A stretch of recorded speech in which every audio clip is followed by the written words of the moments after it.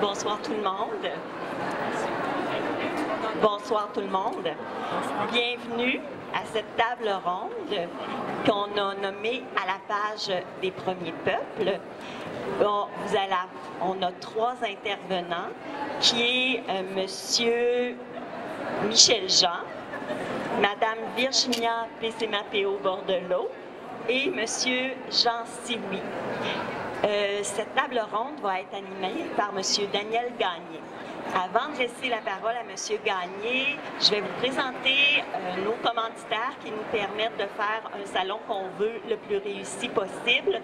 Donc, nous avons la SODEC, le programme Padier du Conseil des arts du Canada, la Ville de Val-d'Or et la minière Éclat Québec. Donc, sur ce, je passe tout de suite le micro à votre animateur, M. Daniel Gagné. Merci.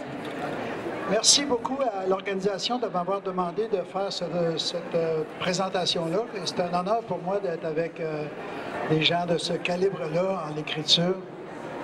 Et même en dehors de l'écriture, parce que je connais, sauf M. Sioui, je connais un peu mieux Virginia, beaucoup mieux Virginia.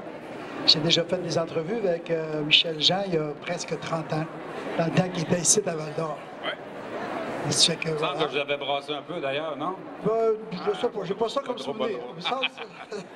Mais voilà, ça fait que je suis vraiment heureux de faire cette portion-là.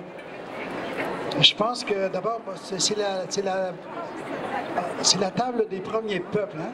Et je pense que c'est vraiment une bonne idée de garder les rouges pour la fin. Je connais bien Virginia, je sais qu'elle écrit. Monsieur Sioui, vous êtes Wendat. Et Michel, je ne savais pas, mais Innu, on dit... oui. Innu. Oui. Ouais? Ça je savais pas. En fait. OK. Moi, je vous le dis de mon grand-père et moi. Ça fait que je suis à la bonne table. Voilà. J'ai choisi d'aller dans l'ordre où on est assis, finalement. Je voulais commencer avec M. Sioui. Et puis, je voulais faire un petit mot, en fait, sur chacun, avant de leur laisser la parole beaucoup, en fait. Parce que M. Sioui, j'ai lu son livre. Et j'ai commencé à mettre des petits stickers à ce que je trouvais bon, tu sais. À un moment donné, ça avait comme plus de bon sens. J'ai arrêté de mettre des stickers, mais je vais quand même vous en lire un peu. C'est magnifique, et c'est un... Je sais que son nom, c'est Tsioué, quelque chose comme ça, hein? Ça se prononce autrement, hein? Tsioué. C'est ça. Je vais vous regarder une drôle de place, votre micro, je suis ça de même, là, mais c'est mieux de le mettre sur votre bouche. Je voulais vraiment lui laisser le soin de dire mon nom. Ben, en fait, c'est ça, c'est son nom, Tsioué. C'est écrit comme ça. C'est ça, mais ce serait le résultat d'une mauvaise audition d'un père jésuite, ce qui était assez courant, en fait, ben, y compris pour les Blancs, mais je pense que les Indiens ils ont goûté encore plus que nous autres. Sa poésie est une suite de la tradition orale.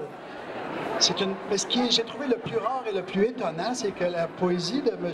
Sioui, c'est une poésie historique. Quand on lit sa poésie, on ne peut pas faire autrement que de faire tous les rapports qu'on connaît sur le plan historique. C'est assez étonnant, ça m'a surpris. Puis comme il l'a dit lui-même, c'est une longue lanière de baisers tressés de mots doux. C'est très, très, très beau. Il dit, entre autres, et je vais vous laisser la parole après, mais il dit des affaires comme « Moi, je parle Wendat en français. » C'est magnifique, c'est le cœur qui traduit tout d'un coup dans une autre langue. Mais il dit « Je pleure dans les deux langues. » Ça aussi, c'est quand même, hein, c'est quelque chose. Il dit aussi que c'est parfois un wampum qui perd ses perles. Je pense que tout le monde sait c'est quoi un wampum. Hein? C'est un tressage de perles sur une ceinture qui raconte l'histoire ou des faits, en tout cas historiques. Et fait que sa poésie, elle est ça aussi. C'est un homme qui est passé de la terre de Babiche au coin de l'Atlas. Ça veut dire que sous sa peau, il y a des odeurs de pensionnat. On ne peut pas passer près des peuples, des premiers peuples, sans qu'il y ait cette marque-là de la douleur et de l'odeur des pensionnats. Il dit aussi que c'est bon de parler de la douleur, c'est bon d'en parler. C'est bon de la lire aussi. Moi, je vous conseille vraiment, là, mon cœur croche, là, mon couteau croche. Hey, mon cœur croche. Quel lapsus! Ça fait pas longtemps que j'ai lu son livre, hein, fait que ça sort tout seul. Il dit, il vit dans un pays où les arbres, ça s'appelle P-O-T-E-A-U-X. Les arbres ici, ce sont des poteaux. C'est fou. Et les gens ici écoutent les légendes à la radio poubelle. Mais il dit aussi qu'il y a une rivière de fierté qui lui arrose le cœur. Monsieur Sioui, j'étais franchement, je vais vous dire, juste avant de vous donner la parole un peu sur les détails, moi, je ne suis pas quelqu'un qui lit de la poésie si facilement que ça. Ça m'arrive assez souvent de trouver ça plat. Pour faire simple, là. Sauf que là, j'étais franchement happé par le livre là, en partant. Et puis tout le long. Et je trouve ça d'une grande richesse au niveau du senti, là, de la douceur qu'il y a là-dedans. C'est magnifique. Je vous remercie d'exister parce que ça m'a permis de lire vos livres. Je vous laisse la parole là-dessus parce que ça pose plein de... Je pense qu'il y a plein d'informations que vous pouvez nous donner. Bon, vous laissez la parole comme ça. Ça m'a surpris que vous disiez que ça fait longtemps que vous l'avez lu parce qu'il a été publié le mois passé. Donc, je pense notre âge, on ne voit pas le temps pareil. Non, au contraire, j'ai dit ça fait pas longtemps, je viens juste de lire. OK, là, c'est vrai. Bon, c'est ça. En fin de compte, ce recueil de poésie, c'est mon 9e publication. J'ai publié 7 recueils de poésie puis deux romans jeunesse. J'ai commencé très dans le tard à écrire. Je faisais un métier qui ressemble beaucoup à la littérature. J'étais informaticien avant. Et puis, un jour, j'habitais à l'extérieur de la réserve. J'ai élevé ma famille à l'extérieur de la réserve sur une petite ferme, une fermette. Et puis on a décidé, quand les enfants ont été adolescents, que je couchais quasiment tout le temps habillé pour les voyager un peu partout, fait qu'on a décidé de revenir en ville. Nous autres, en ville, c'était dans la réserve indienne. Parce que Wendake, c'est une réserve urbaine. La ville de Québec nous entoure. Donc, en arrivant à Wendake, mon épouse a dit on devrait se partir un petit commerce à Wendake. J'ai-tu longtemps à parler? On a 1 heure, là. Il vous reste encore 40 minutes. Vous laissez un peu de temps, c'est ça. Donc, c'est ça, ma femme a dit on devrait se partir un petit commerce. Donc, on a ouvert à Wendake, sur la réserve indienne, parce qu'il y a beaucoup de touristes qui viennent chez nous. On a ouvert un petit bar, un bar laitier. Un bar laitier, sauf que les touristes, c'est des touristes européens. On s'est vite rendu compte que les touristes européens, c'était pas des friands de crème glacée. Donc, le commerce, il ne marchait pas très fort.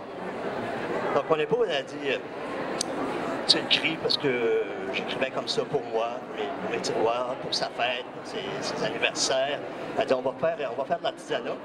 On a commencé à écrire des poèmes sur des pots de cuir, sur des rondelles de bois. Puis on a fait un mur dans le bar laitier avec toutes ces choses-là. Le touriste a commencé à rentrer, puis on vendait 2 pièces d'artisanat puis une boule de crème glacée. Donc, mon histoire d'écriture a commencé comme ça, mais à l'automne, les bars laitiers, ça ferme quand l'hiver arrive. Donc, quand j'ai ramassé tout ça, les gens m'ont dit « faut que tu fasses un livre avec ça ». Mais moi, un livre, je connaissais absolument rien dans ça. Je travaillais au centre-ville de Québec comme informaticien. Donc, le vendredi midi, j'ai pris l'annuaire téléphonique, j'ai cherché maison d'édition, la maison d'édition la plus proche de où je travaillais. Je suis parti avec ma boîte de papier pêle-mêle comme ça dans une boîte. Puis je suis allé à la maison d'édition qui s'appelait Le Loup-Gouttière à l'époque. Mais il a été vendu maintenant, c'est Cornac qui a acheté la maison. Donc je suis arrivé là, puis j'ai rentré, puis j'ai dit à la madame, j'écris, regardez, j'ai tout ça là. La pauvre madame, elle m'a dit, ben, c'est pas de même que ça fonctionne, c'est pas comme ça qu'on fait un livre. Bon, OK, pas pire que ça, c'est correct. Je suis venu pour retourner, mais elle m'a dit, laisse-moi donc ça en fin de semaine, j'ai envie de faire quelque chose de différent, de faire d'autres choses. Laisse-moi ça, je vais lire. Donc, je lui ai laissé tout ça. Puis quand je suis revenu le lundi au bureau, mon téléphone clignotait. Un message, je prends le message, puis ça disait « Reviens vite ce midi, on publie ton livre ». Mon histoire a commencé comme ça. Et puis c'est une histoire que je raconte quand je rencontre des étudiants puis que je donne des cliniques. Je leur dis c'est tout à fait ce qu'il ne faut pas faire pour publier un livre. Mais pour moi, ça a commencé comme ça a fonctionné comme ça. Puis le premier livre, il s'appelle « Le pas de l'Indien ». C'est en fin de compte, toutes les pièces d'artisanat que j'avais fait, c'est en 97. Quelques années après, j'ai pris ma retraite, puis je suis allé faire un bac en création littéraire à l'Université Laval. Et depuis ce temps-là, j'ai, comme je disais tout à l'heure, 9 publications de faites. Donc ça, c'est mon avenir. Je suis un peu curieux, peut-être que c'était inscrit dans le livre que je n'ai pas saisi, mais pourquoi le titre « Mon couteau croche » Ah, moi, je le sais, mais... Ouais. Un couteau croche, c'est un outil utilisé par les Indiens. Tout le monde connaissait un couteau croche, c'est pour tailler la babiche pour faire nos raquettes. C'est un couteau qui a une pointe croche au bout. C'est pour tailler les peaux de babiche, les peaux de cuir qu'on met sur la table. On taille avant de les mettre dans l'eau. Les nations indiennes en avaient. Les chasseurs indiens avaient tout ça de toutes les nations avec eux. Oui. Mais ce qui m'intriguait, c'est pourquoi sur un couvert d'un livre de poésie, c'est pour parler de l'outil, dans le fond, c'est ça? Parce que c'est un peu un livre qui raconte mon vécu, mon histoire. Je parle souvent dans ça des lanceurs de raquettes. Je parle d'un vieux monsieur qui s'appelle Edgar, qui tremblait tout le temps comme ça, mais qui, quand il taillait sa peau, c'était toujours bien droit. Donc, c'est un peu l'idée de ça qui me avec mon couteau croche. Puis peut-être aussi que ça voulait dire, peut-être ça rejoint ce que vous disiez tantôt, mon cœur croche aussi. C'est quoi le... Quand vous parlez de l'odeur des pensionnats, pour Wendake, ça correspond à quoi? Wendake, on est un peu une communauté, une réserve qui est privilégiée, c'est peut-être pas le bon mot, mais vu qu'on est en ville, on est une réserve citadine, les pensionnats ils ont eu moins de dommages chez nous que bien d'autres communautés, même si certains sont allés. Mais j'ai beaucoup d'amis, et nous surtout, qui me parlent de ce qu'ils ont vécu dans les pensionnats. Nous autres, même sans être vraiment dans des pensionnats, on était dans une école, j'en parle souvent dans le livre aussi, dans une école de mission. C'était une école de mission, c'était des religieuses qui étaient là. Puis c'est peut-être, on n'a pas essayé de nous faire perdre notre langue parce que déjà, on ne perdait plus notre langue, puisqu'on était dans une réserve urbaine. Mais c'était facile pour ces religieuses-là de nous péter des règles dans le dos, des coups de strap, que je dis aussi souvent. Ouais, c'est ça. C'est plus facile à frapper. Aujourd'hui, vous êtes frappant, tout simplement. Votre écriture est frappante. Aujourd'hui, c'est ça. On essaie de frapper par nos mots. Virginia, elle disait quelque chose qui comment dire, ça révèle quelque chose d'important. C'est que la vengeance des gens des Premières Nations, d'une certaine façon, c'est de s'exporter sur les autres continents. Tu sais, ailleurs, on a pris les Blancs ont pris le territoire, mais en même temps, après ça, la générosité, le talent, la force des gens des Premières Nations, ça va partout. Évidemment que Michel Jean est une belle image de ça aussi. Michel qui a même couvert des guerres un peu partout dans le monde. Virginia qui exporte son œuvre ailleurs. Et cette force-là, c'est vrai qu'elle est belle, elle est présente. C'est comme une force supplémentaire là, après coup. C'est prendre présence maintenant. Moi, je suis dans ma communauté, je suis chef responsable de la culture. Et puis, mon plus grand mandat, si j'ai pris cette charge-là, c'est pour écrire notre histoire, réécrire notre histoire. Enfin nous autres mêmes, écrire notre histoire, écrire qui on est. Arrêter de se faire dire par les autres qui on est, mais de le dire nous autres mêmes pour mieux se faire connaître du monde. Je vous remercie beaucoup, puis je vais parler avec Virginia à un moment. Puis le temps qui nous restera, vous pourriez peut-être faire des échanges. Jean peut pas lire un petit peu? C'est peut-être, mais peut-être qu'on pourrait y revenir un peu plus tard si on peut passer. Moi, j'aimerais ça dire quelques mots sur Virginia avant de procéder comme ça jusqu'à la fin, parce que je me suis préparé à ça, puis ça va être un peu... Je vais me sentir moins... OK, stressé. Je ne prendrai pas ta place. Virginia Pézéma-Péo au bord de l'eau. L'enfant hiver. On va parler de ce livre-là.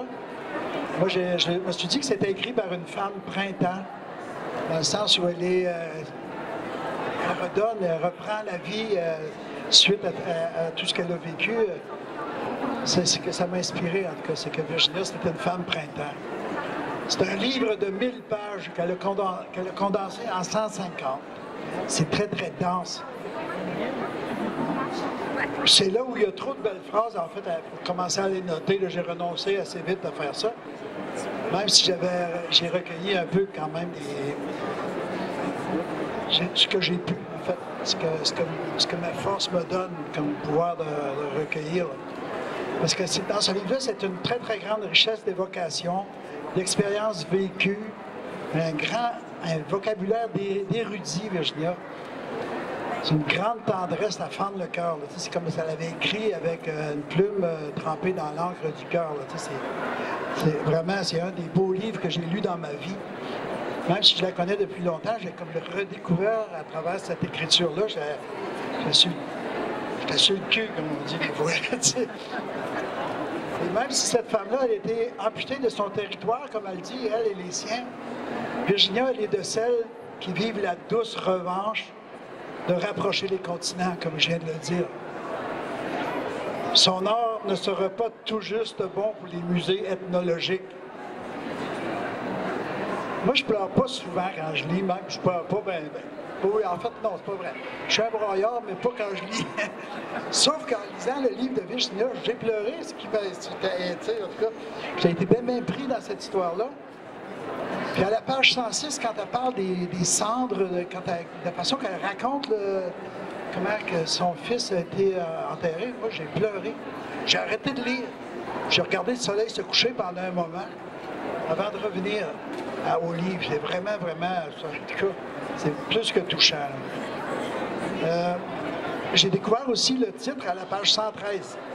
Parce qu'au mois de mai, à un moment donné, elle raconte qu'au mois de mai, il y a une grosse tempête de neige. Ça claque d'un vite, c'est vraiment une grosse tempête. Et puis, dans le miroir, à un moment donné, elle est en contact avec son fils, qui est cet enfant hiver. Et puis, j'ai compris à cet espace-là que le titre était là. Le titre était dans cette tempête-là. Si je me trompe, tu vas me le dire. À un moment donné, il y a toutes sortes de petites phrases qui sont... Parce que c'est beaucoup il y a des anecdotes, il y a des drames, il y a des beaux mots à la tonne. Tu sais, j'en ai comme juste ramassé quelques-uns. Il y a un moment donné, un de ses oncles, parce que son fils s'amusait à mettre une robe, comme moi j'ai déjà fait quand j'étais petit gars. Son oncle est arrivé comme un gros tof, il a dit « Ouais, bizarre un petit peu avec ça, ça fait fille. J'espère que tu ne feras pas un fif, tu sais, toi de même, tu vois le genre. » Et à un moment donné, parmi les petites anecdotes un peu terribles, elle perd le petit gars au centre d'achat pendant qu'il est en train de payer. Lui, c'est un petit vite, il fly comme un poisson, puis elle le perd. Et évidemment, qu'elle se perd elle-même, c'est la panique, c'est la police, c'est tout ce que tu veux. Il y a quelqu'un qui l'a retrouvé, il ne savait pas c'était qui ce petit gars-là, l'a amené à la police l'a amené au poste, etc. Et elle, pendant ce temps-là, elle paniquait. T'imagines la maman qui est en train de virer folle pendant que le petit s'amuse? Cet enfant-là, à 4 ans, il aimait le goût de la bière. Il commençait à boire de la bière sans qu'elle le sache. À un moment donné, le petit arrive à la table, bien sous, il a 4 ans. Ça va bien, là. Elle parle aussi à un moment... Comment? Il vidait les fonds de bouteille. Il vidait les fonds de bouteille, ça commence, hein? À un moment donné, elle est dehors avec le petit. Il y a un bonhomme, son skidoo va mal, le gaz colle au fond, le skidoo rentre dans la maison, aura le petit. Tu sais, c'est plein d'anecdotes de même, on a vécu, c'est un méchant paquet. Mais il y a une affaire qui est superbe, je sais pas, il y a des musiciens ici, j'en vois, là. Virginia, elle raconte à un moment donné, elle fait le portrait d'un blues, parce que son fils est un musicien. Il lui fait un blues dont le titre est Le chant du bayou. Il fait ça pour sa mère. Mais la façon qu'elle décrit ce blues-là, c'est un blues. C'est vraiment une description d'un blues là, parmi les plus beaux que j'ai jamais vus. Et puis à la page 140, wow! Une nuit d'amour à faire pâlir Cyrano, Madame de Bovary, Casanova, Roméo, Juliette et compagnie. Je m'en vais pas vous en parler plus que ça. Mais c'est un peu comme une coulée de lave longue, chaude, brûlante, etc. Etc. Je vais vous laisser. Il faut le lire, ce livre-là. C'est un livre cadeau. Il faut le faire en cadeau à d'autres. À du monde qui souffre ou quelque chose comme ça, ou qui ont souffert, ou même pas. Tu sais, parce que c'est un livre caresse. Il faut l'acheter, il faut le donner en cadeau. Je le donnais en cadeau. Elle vit aussi des drames. Je suis quelques sur les drames effrayants. Des brisures dans la lignée qu'elle est capable de décrire. Mais la lignée, c'est le père, c'est la mère, c'est les frères, c'est les sœurs. C'est comme ça se passe en saut. Il y a des coupures là, dans tout ça. Puis c'est la façon qu'elle raconte tout, elle n'est pas... Elle n'est pas une victime, elle est une femme qui a vécu ça, point final. Mais elle ne traite pas comme une victime, elle traite comme une femme qui a fait une expérience, une multitude d'expériences en fait. Elle dit que son fils, à un moment donné, voulait mourir, mais sans déranger. Il ne voulait pas déranger personne, tu sais. C'est son fils, hein. Elle dit après que son fils est décédé, que c'était la première nuit en paix depuis que ce fils-là était né. Parce que c'est quand même un enfant qui était inquiétant, dérangeant. Tu sais qu'un enfant, il arrive à 4 ans, qui est sous, puis après ça, il est au poste de police parce qu'il t'a échappé des pattes, etc. C'est pas un enfant qui est reposant tout le temps, là. Mais il était beau. Il était très, très beau, la façon qu'elle le décrit. Voilà, et évidemment, toutes les relations intenses avec son père, sa mère, tout est intense dans ce livre-là. Puis, il y a un moment effrayant aussi que cet enfant-là, qui est bouillant de fièvre, là, il va péter des 40 degrés. Le docteur l'envoie un peu facilement chez elle pour lui dire, regarde, m'aller dans la glace, il va s'en sortir. En fait, je pense que c'est une garde-malade qui dit, m'aller dans la glace. Laquelle elle s'envoie avec un bébé bouillant, elle réussit à le sauver en le plaçant dans la glace, avec toute l'inquiétude que ça suppose, avec la solitude que ça suppose. C'est des expériences, c'est fou, là. Et puis, elle dit dans de beaux mots effrayants qu'une mère peut dire à son fils, elle dit, il n'y a rien en toi qui est un plagiat. C'est vraiment unique au monde, tu sais, c'est fantastique. Elle dit aussi, la solitude, elle, au moins, elle ne me laissera pas. C'est beau, ça m'a fait penser à Moustaki un peu. Elle dit aussi, ma patience battait de l'aile. Elle dit aussi quelque chose qui est très important et que moi je crois avec beaucoup de gens, c'est que l'Abitibi, c'est un nom sacré. On n'est pas des Témiscabitibiens. On est des Abitibiens ou on est des Témiscamiens. Ce sont des noms sacrés. Moi, je dis en conclusion que c'est un livre cadeau, ça. C'est un immense partage intime, mais c'est aussi une révélation. C'est un peu plus que... C'est plus qu'un beau livre. C'est un livre rare, parce que cette expérience humaine-là, elle est rare. Sa position dans le monde, elle est rare.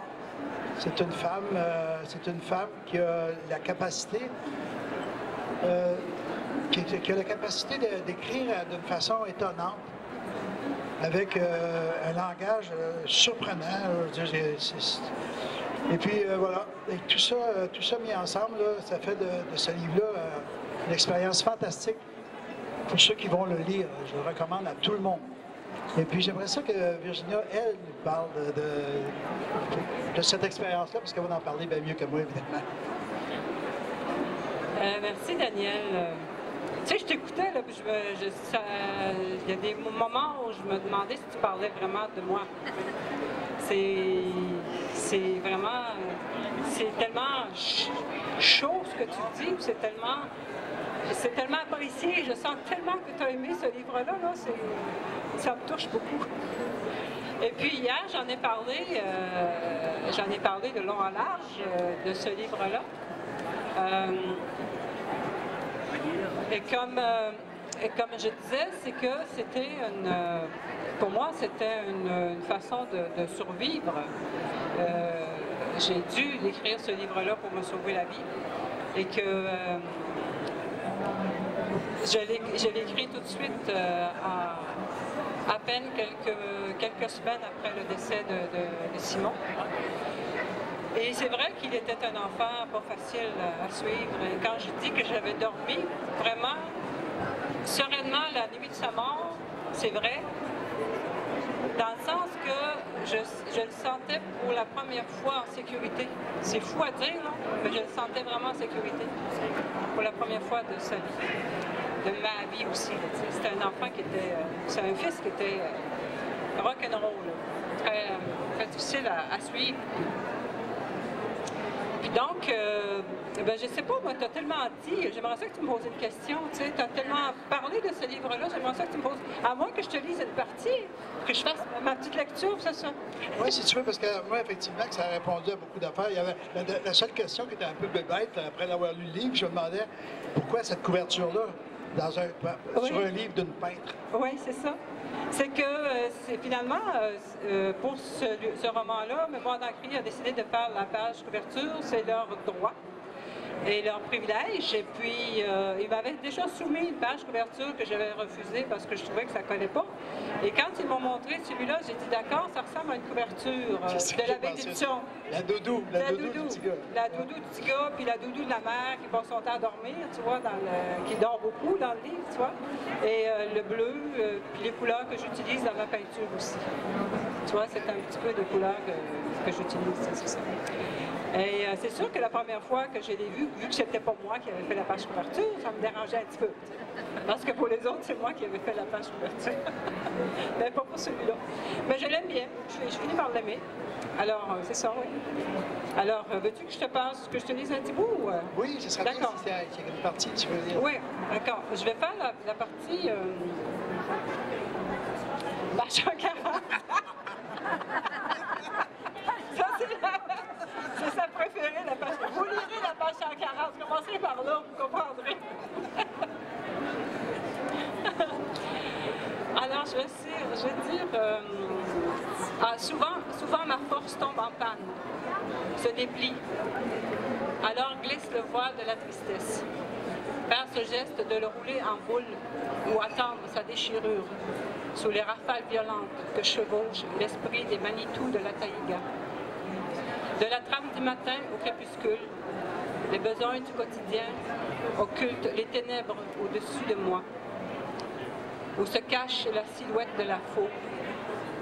Il calme les soubresauts de ma main aux prises avec l'affolement, la répulsion à l'idée des larmes sur mon corps, entrant par les narines, ressortant par les yeux. Ton souffle demeure au sein du clan de l'ours, celui de nos joies et de nos peines. Je me souviens de la simplicité des jours, au chaud de la tente ou de l'abri sommaire, lors des marches vers les outardes ou des bêtes à panache. Les chasses aux rêves n'ont plus le frisson de celles que nous avons laissées dans les bois clairsemés de notre passé. Cette vie que tu n'as pas connue. Mais les matins reviennent. Les nuits à pas de loup respirent à fond sur la plénitude du monde. Mon amour, tu es parti triomphant à la rencontre de l'esprit du Nord, vers la piste des ancêtres, ceux qui portent